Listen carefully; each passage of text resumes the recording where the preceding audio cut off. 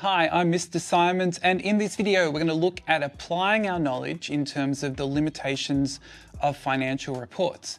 If you are unsure about this topic or you need a bit of a refresher, no judgment here at all, can I suggest you start with my first video that I'll link here and also in the description. That will take you through the actual content that the New South Wales Business Studies HSC syllabus requires. That's in terms of stuff like capitalizing expenses and debt repayments and timing and a few other things. So start there, get familiar with the content, then come back to this video to apply your knowledge. If you're ready to apply, I'm ready as well. What we're going to do in this video is we're going to look at parts of two past HSC questions. We're going to look at part of a short answer response, and we're also going to look at part of a business report. So we're going to look at those, we're going to unpack the question, and then we're going to get into the responses. Okay, so here we are. This question comes from the 2015 New South Wales HSC Business Studies exam, and I will include a link to the exam and the marking guidelines in the description. So we can see here that pretty standard. So we've got an extract from the financial reports for Andrew's Discount Tires. So we can see balance sheet, assets, liabilities, owner's equity, a few other details here. So here is the question. Explain one possible limitation of this financial report. So not of any financial report, but it wants it to be specific to this one here. So in terms of the limitations, I'm thinking about those in my head. One thing that I could think about is that there's research and development here. Now that stands out to me because R&D is an example that we often use to talk about something in particular. So R&D is spending on innovation. So whether it's new products, improving products, new processes, those kind of things. And that technically this is an expense. This is spending by the business, in this case by Andrew's Discount Tires. But what Andrew's Discount Tires has done is they have classified R&D as a non-current asset. You can see that that's where it fits in. It's not in the other categories. So what we're seeing here is that this is the limitation of capitalizing expenses. So now we've figured it out, we need to write down what the limitation is and to explain it. So let's just bring this down a little bit here. And then what we'll do is we'll start putting some points down. So we might say, okay, so the first point is that the limitation is capitalizing expenses because it is about this financial report. What we can then do is we can state that so R&D has been classified as an asset, not as an expense, and that R&D is expenditure. It represents the company spending money. So then we can say, well, as part of the explanation, what is this going to do? Why is this actually a limitation? So what it will do on the balance sheet is it will increase the value of assets. Because rather than sitting in expenses, we've put this on the asset side. So this will artificially boost the value of assets on the balance sheet, which could be misleading because it is saying that this business has more assets than it may actually have, and that this could undermine the accuracy of the financial report. So this would work to be a limitation of the balance sheet here. This isn't a perfect response. This is just some points that I would put down and shape into a response. Yes, this is only worth 3, but this is what's being asked. If you need extra space, I would absolutely go to the extra section and make sure I have included all of this information in my response. This comes from the 2016 HSC. It's question 26. It's the business report.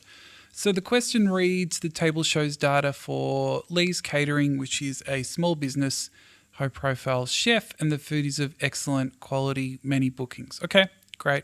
So we can see cash, accounts receivable, so on, so on, so on.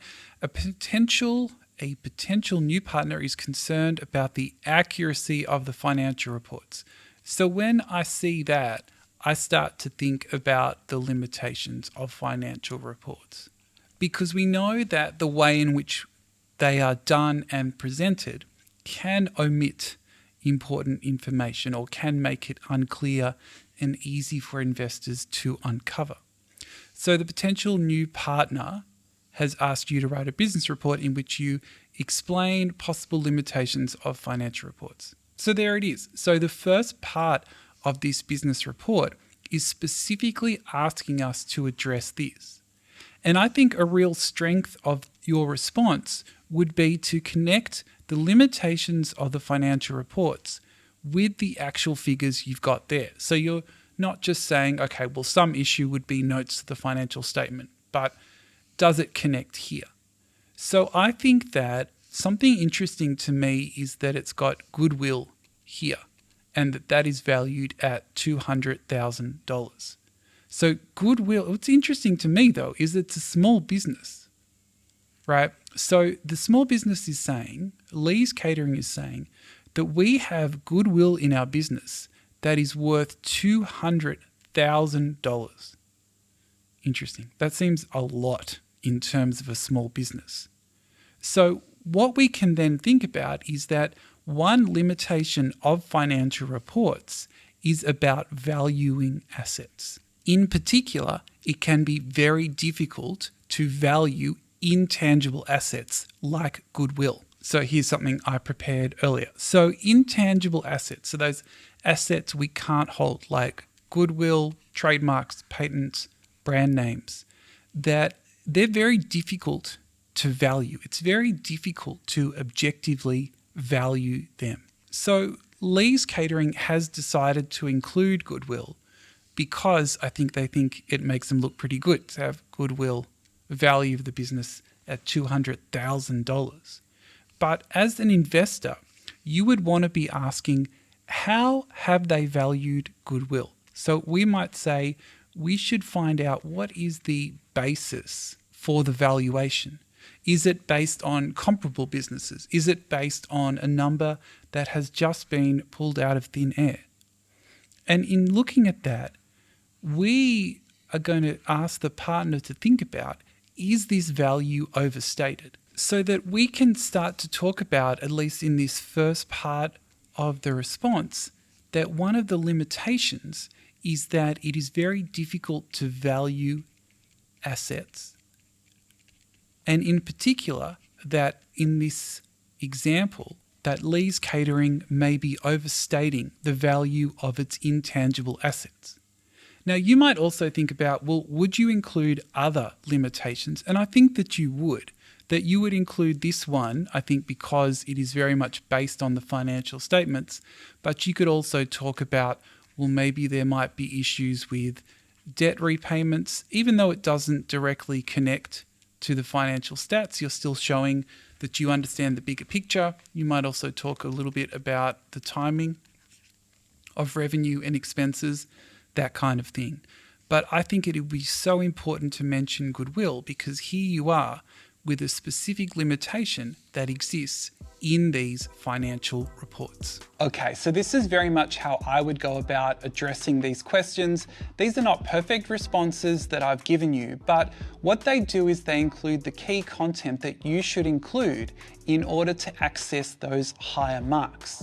If there's anything that I've included that you're a little bit kind of like, why did you include that? Or you're just unsure, put that in the comments and I'll try and clarify that for you. If this video was useful for you, could I ask you to do two things? One, please like the video. It tells me the kind of videos that you as viewers want, which guides the kind of content that I'll make. But the other thing is it tells YouTube that, hey, this video is valuable. You should allow this to go to more people that could get a benefit from it.